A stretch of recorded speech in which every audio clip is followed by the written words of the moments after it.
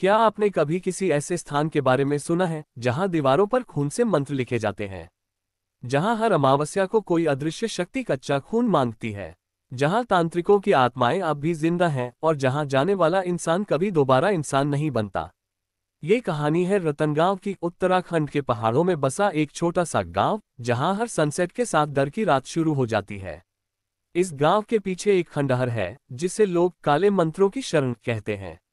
गांव के बड़े बुजुर्ग कहते हैं कि ये खंडहर कभी एक तांत्रिक का गढ़ हुआ करता था। नाम था कालवीर तांत्रिक, जो अमरता का साधक था। लेकिन वो अमरता चाहता था इंसानी बलि और कच्चे खून से। उसने ऐसा मंत्र साधा कि मरने के बाद भी उसकी आत्मा उस खंडहर में कैद रह गई, और तब से हर अमावस्या को वो किसी नए शरीर की तलाश करता है जिसमें वह फिर से प्रवेश कर सके। लेकिन आज का इंसान इन बातों पर विश्वास नहीं करता, और जब विज्ञान की छात्रा अन्विता उस खंडहर में गई, वहां उसे न सिर्फ तंत्र की सच्चाई का सामना करना पड़ा, बल्कि खुद उसकी रूह पर उस तांत्रिक ने कब्जा करने की कोशिश की। कहानी एक डर की नहीं, बल्कि उस प्राचीन शक्ति की है जो आज भी जिंदा है। क्योंकि तंत्र कभी खत्म नहीं होता, वो सिर्फ शरीर बदलता है।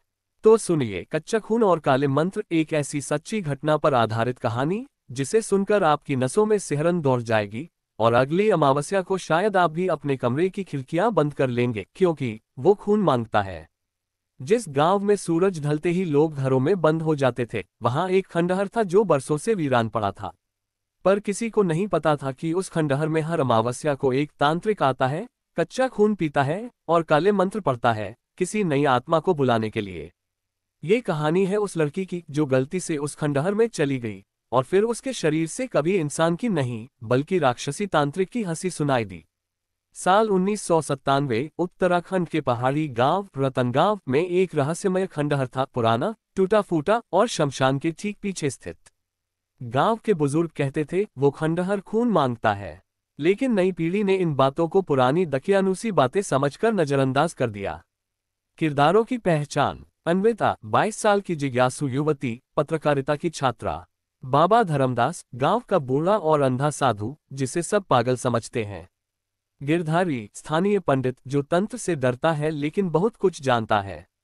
कालवीर तांत्रिक, 200 साल पुराना जीवित तांत्रिक जो कच्चे खून और काले मंत्रों से अमरता का खेल खेलता है। अन्विता शहर से आई थी, गांव के रहस्य और लोककथाओं पर रिसर्च करने। उसने सुना था रतनगांव में कच्चे खून और तंत्र की कोई कहानी है। लोगों से पूछने पर सभी डर के मारे चुप हो जाते। सिर्फ बाबा धर्मदास ने उसे चेताया, वो खून मांगता है बिटिया, कच्चा खून, अगर गई वहां तो वापस इंसान नहीं लौटेगी। अन्विता को लगा ये सब सिर्फ डर फैलाने की बातें हैं। अमावस्या की रात थी, आसमान पर एक भी तारा नहीं, सिर्फ काले बादल और अजीब सी ठंडी हवा। अन्विता अकेली कैमरा और टॉर्च लेकर खंडहर में गई। वो जैसे ही अंदर पहुंची, उसे जले हुए चीर-फाड़ कपड़े, हड्डियां और दीवारों पर अजीब रक्त से बने तांत्रिक मंत्र दिखाई दिए। ओम काल रक्ताय नमः, कच्चम रक्तम मोक्षाय। और तभी दूर से धीमी आवाज आई, कच्चा खून आ गया। खंडहर में बैठे एक काले वस्त्रों वाले पुरुष की आकृति थी। उसकी आंखें नहीं थीं, सिर्फ दो गहरे गड्ढे जिनसे धुआं निकल रहा था। उसके सामने एक लोहे की कटोरी थी जिसमें इंसानी खून भरा था। वो बार बार मंत्र पढ़ता जा रहा था, कालांतकाय नमः, मांसम देहि रक्तम देहि। अन्विता हिल नहीं पा रही थी, उसका शरीर जैसे किसी शक्ति ने जकड़ लिया हो। फिर वो तांत्रिक बोला, तू आई है मुझे मोक्ष देने, तेरा खून मुझे अमर बनाएगा। अगले दिन गांव में हड़कंप मच गया। अन्विता लापता थी। 3 दिन बाद वो लौटी, लेकिन कुछ बदला हुआ था। उसकी आंखें लाल थीं, वह दिन में सोती और रात में जंगलों में घूमती। गांव के 2 बच्चे अचानक गायब हो गए। गिरधारी पंडित ने देखा और कहा, वो अब अन्विता नहीं, उस तांत्रिक का बर्तन है। गांव के पीछे वाले पुराने कूप में एक लाश मिली, बिना खून की। साथ में वो काली किताब भी जिसमें कच्चे खून से आत्मा का प्रवेश की विधि लिखी थी। गिरधारी और धर्मदास ने मिलकर तंत्र विरोधी हवन करना शुरू किया, लेकिन अन्विता वहां पहुंच गई। अब वो हवा में उड़ रही थी, आंखों से काला धुआं और मुंह से वही तांत्रिक मंत्र, काल रक्तम मोक्षाय। गिरधारी ने उस पर राम रक्षा स्तोत्र फेंका। अन्विता कांपी, चिल्लाए, लेकिन रुक नहीं रही थी। बाबा धर्मदास ने कहा, एक ही रास्ता है, उसी खंडहर में उस किताब को जला दो जहां उसका शरीर नष्ट हुआ था। वे अन्विता को उस खंडहर में लेकर गए, किताब को जलाया और हवन किया। जैसे ही मंत्र पढ़ा गया, अन्विता चीखी और उसकी छाती से काले धुएं में एक भयानक तांत्रिक आकृति निकली जो चिल्लाते हुए गायब हो गई। अन्विता बेहोश हो गई और होश आने पर सब कुछ भूल गई।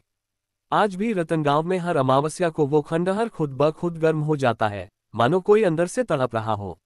लोग कहते हैं जो तंत्र से खेले वो कच्चे खून की कीमत जरूर चुकाता है। रात बीत चुकी थी, खंडहर अब शांत था और अन्विता बेसुध पड़ी थी, जैसे उसने कोई लंबा युद्ध लड़ा हो। बाबा धर्मदास और पंडित गिरधारी ने मिलकर उस काली किताब को जलाया और तंत्र विरोधी मंत्रों से उस जगह को पवित्र किया। लेकिन क्या वो सब वाकई खत्म हो गया था? कुछ लोग कहते हैं कि अन्विता के शरीर से कालवीर तांत्रिक की आत्मा चली गई, लेकिन कुछ कहते हैं वो आत्मा पूरी तरह मुक्त नहीं हुई, बस कमजोर पड़ी है और अगली अमावस्या को फिर से लौटेगी किसी नए शरीर की तलाश में। क्योंकि काले मंत्रों को पूर्ण होने के लिए बलिदान चाहिए और तंत्र को जीवित रखने के लिए कच्चा खून। रतनगांव आज भी खंडहर को देखकर कांप जाता है। वहां कोई नहीं जाता और अगर कोई चला भी जाए तो लौटता नहीं, या फिर लौटता है लेकिन कुछ और बनकर। याद रखिए, अगर आप किसी वीरान जगह पर खून से लिखे मंत्र देखें, अगर किसी खंडहर से काले धुएं की लकीरें उठती दिखें, और अगर आपको लगे कि कोई आपके पीछे सांस ले रहा है, तो समझ लीजिए तंत्र जाग गया है और अब उसकी भूख आपके खून से मिटेगी। कच्चा खून और काले मंत्र खत्म नहीं हुआ, ये तो बस शुरुआत है।